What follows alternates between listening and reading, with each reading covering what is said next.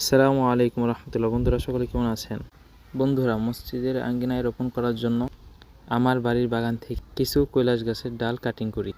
বন্ধুরা, আমাদের পারিবারিক মসজিদের আঙ্গিনাটা খুবই বড় এবং আঙ্গিনাটা ফাঁকা পড়ে আছে, তাই আমি ভেবেছি যে আমার কিছু গাছ লাগানো উচিত। এই চিন্তা থেকেই আমি কিছু গাছপালা লাগানোর সিদ্ধান্ত নেই। যেহেতু গতকাল রাতে আমাদের এখানে খুব বৃষ্টি হয়, তাই আমি ভাবি যে আজকে সকালেই কিছু গাছ রোপণ করব। তাই আমি আমার বাড়ির বাগান হতে কিছু কৈলাস গাছের ডাল কাটিং করি এবং খুব দ্রুত মসজিদের আঙ্গিনায় চলে যাই। বন্ধুরা, কৈলাস গাছের ডাল রোপণ করা খুবই সহজ এবং এটার একটা ভালো দিকও আছে।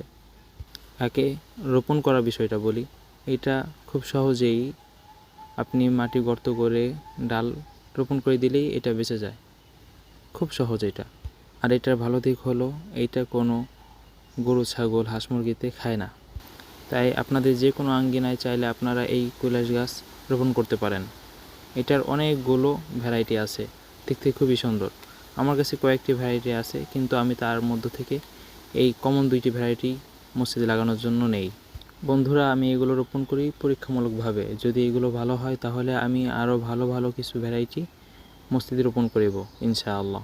বন্ধুরা, ইবাদত হচ্ছে আত্মতৃপ্তি এবং পরকালের জন্য।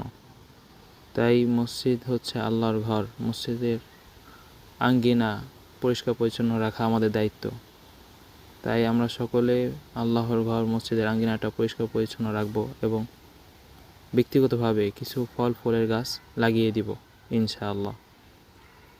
আল্লাহ আমাদের সবাইকে তৌফিক দিন, আমিন। আবার দেখা হবে বন্ধুরা। আসসালামু আলাইকুম রহমতুল্লাহ।